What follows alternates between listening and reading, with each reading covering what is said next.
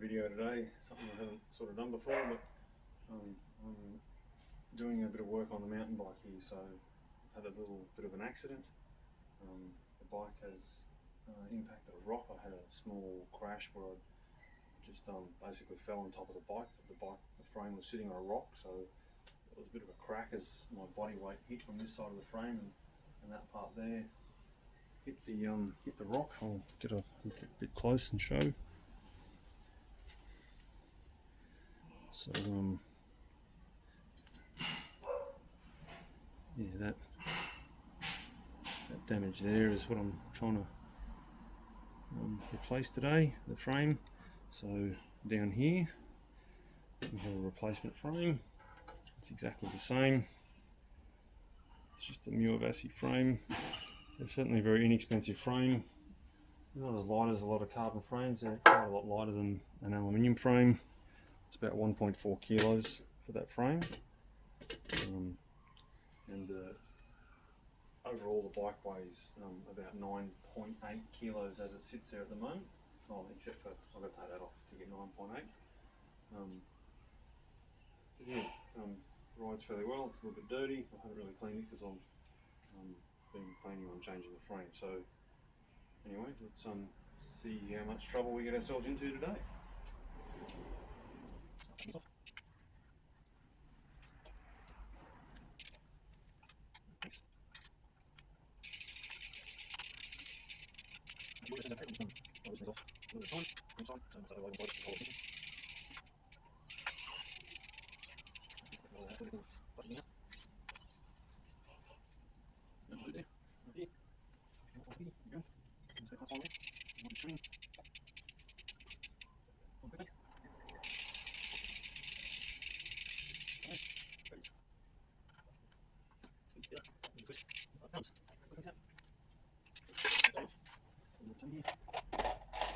Chain, something I sort of like. The chain doesn't have grease on it, it's got wax on it, so your drivetrain just tends to stay clean.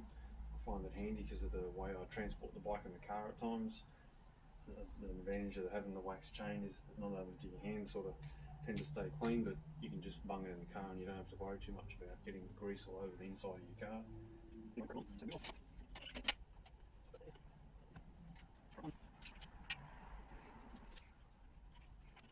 Obviously this bike is a custom bike. It's not something that you can go and buy from the shop. I've just put it together from my own parts. Maybe a little bit of a spiel here on the wheels. These are a 26-inch carbon fibre wheel. I've built these myself. They're my first wheel set I built. They've got just Novatec hubs. They're what are they? A D791 hub. I think the back one is a 792. Yeah, carbon fibre hoops, and they're a 1420 pillar spoke, I think is what they are. So they're a bladed double butted spoke. They're fairly thin and light spokes. And I've got a lightweight disc brake rotor on it as well. Doesn't seem to change the way the bike stops. And they are tubeless, of course. So I've not even running any goop inside these tyres. It's just tyre on the rim, pump it up, and away you go. I've had a bit of trouble with the goop. Repeated removals of the tyre tends to upset the bead, and then the tyre wants to burst off the rim all the time. So I've just tried it out without using it, and it's been quite okay. I guess the backup plan is that in here I carry a tube, recognising that at such point in time, if I get a puncture, obviously the goop isn't going to be there to try and seal the leak up, so I need to have a backup plan, which is where the tube comes from in there. Here's the rear. The rear's got I think it's an 1146 on it. And those skewers are a titanium skewer as well. It's got that same lightweight disc on it. Same carbon fibre, T1000 26-inch carbon fibre with the same 4 gram spokes. As I said, it's my first wheel build. It's not perfect. The offset is not perfect. It's pretty close. The trueness is pretty good. Yeah, they've hung in there so far so good.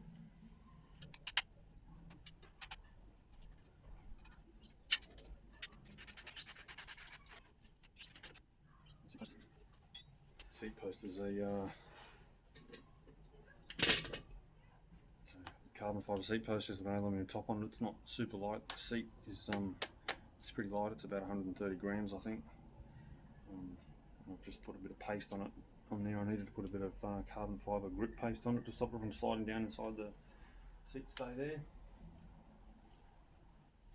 This bolt here, the bolt in the head stem, it's the sort of only part of the original bike. This bolt here, when I first bought this mountain bike back in like 2005, it was a Schwinn Mesa GSD, and over the time I've changed every component on it, and I'm still calling it the same bike, but the only original part is that bolt.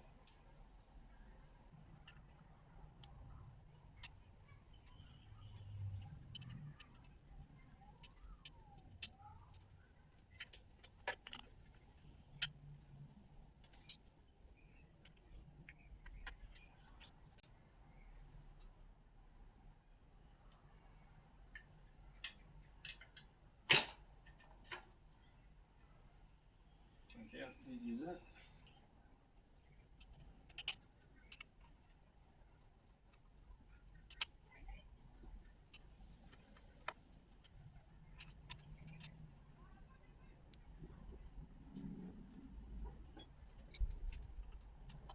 Got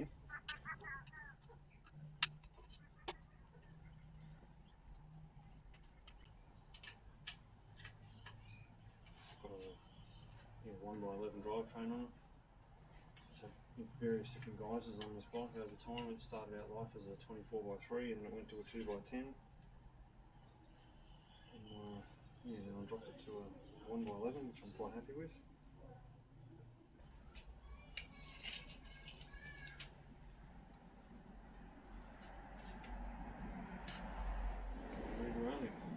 Anyway.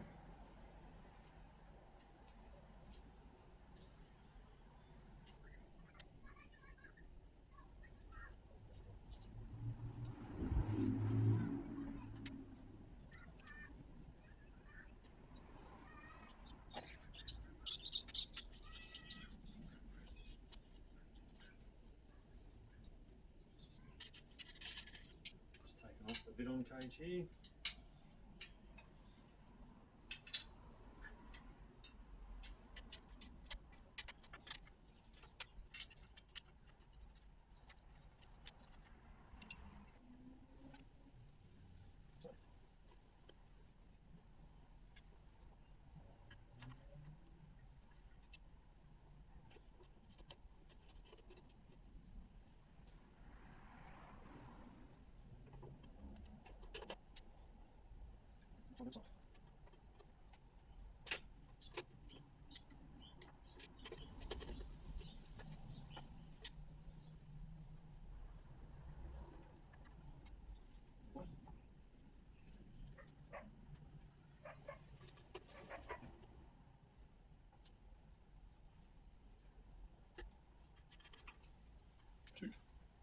Important to note, you can see that there's a couple of spacer rings here and here to get those in the right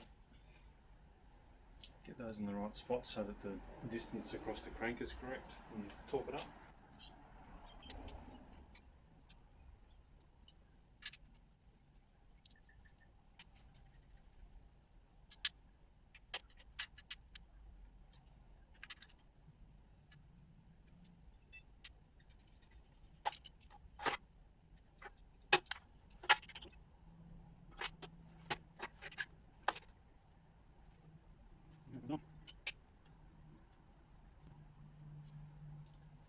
Here we have handlebar and fork. It's a one-piece handlebar.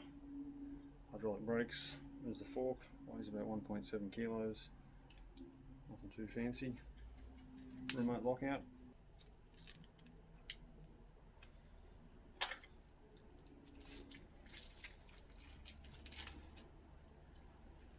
There's a star nut. We won't need to use that because we're reusing the fork.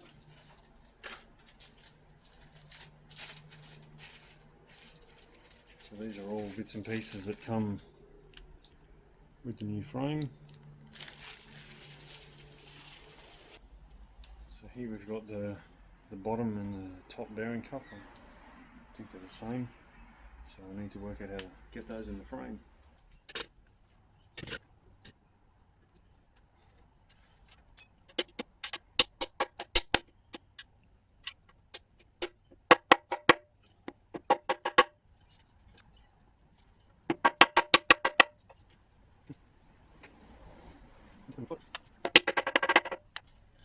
There's the bottom one in.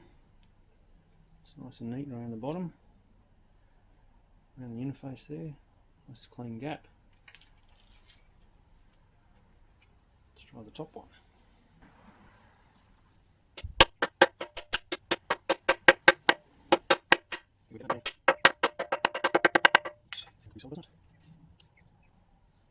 We've got that one too. You can see it's gone in there very, very neatly.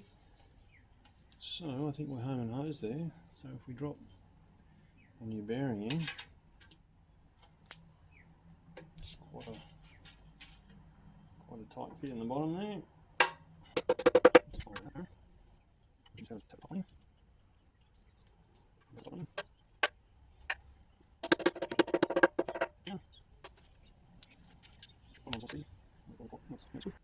I think we have got to the point where we've got the new frame ready to go back together.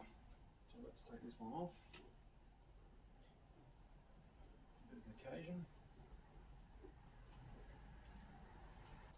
This one back on the stand.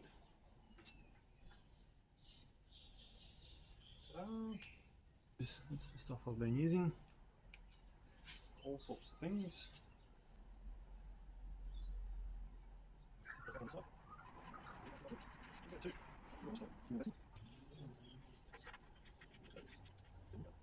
See when you have to use a plastic adapter on the bottom bracket tool, quite fragile.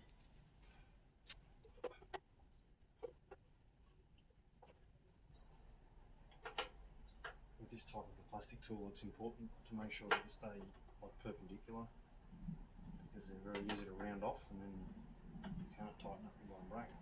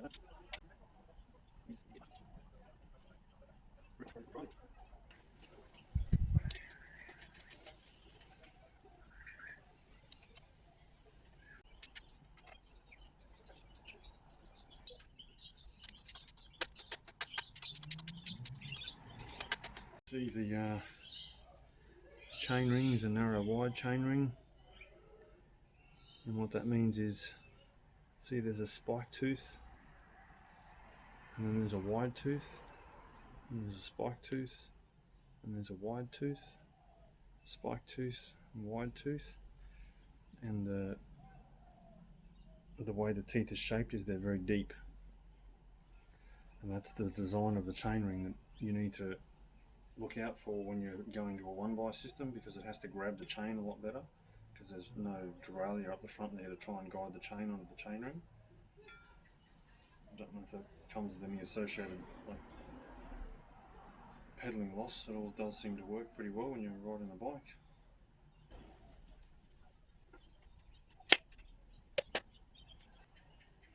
These pedals, they've done a bit of work. You can see they still spin quite well. They were fairly inexpensive, but their claim to fame is they've got a titanium shaft. So you can sort of validate that. Not that I'll do it at the moment, but it isn't magnetic, so it's not a steel shaft.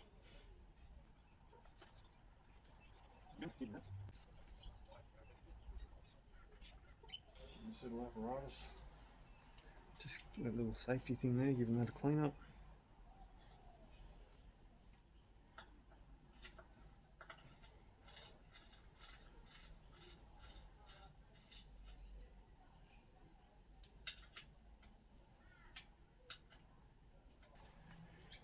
You get this.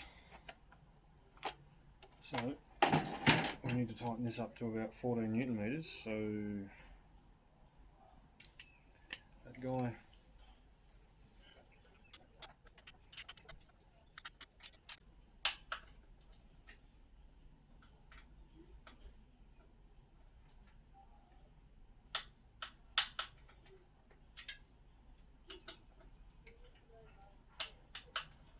About right. Just a small amount of this. A tiny bit. This will get flushed to my paste. Probably enough.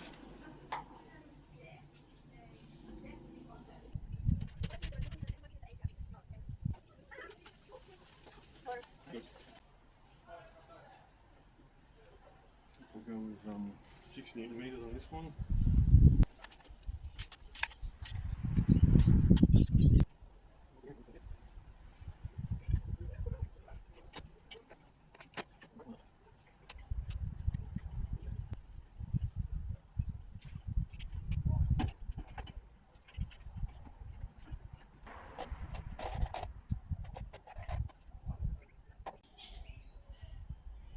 Install the chain usually so that the stamp side with the writing on it faces outwards.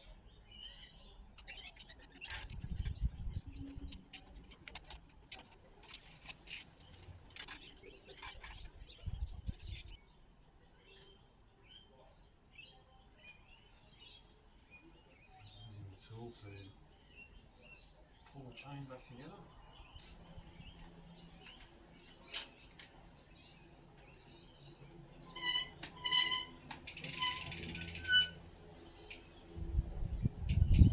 I think that'll do us for today's video. We've got there's our bike. Oops, with a squeaky brake mind you, but there it is.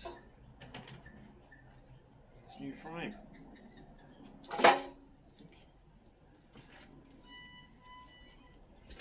I'll fix up that squeaky brake shortly and see you later.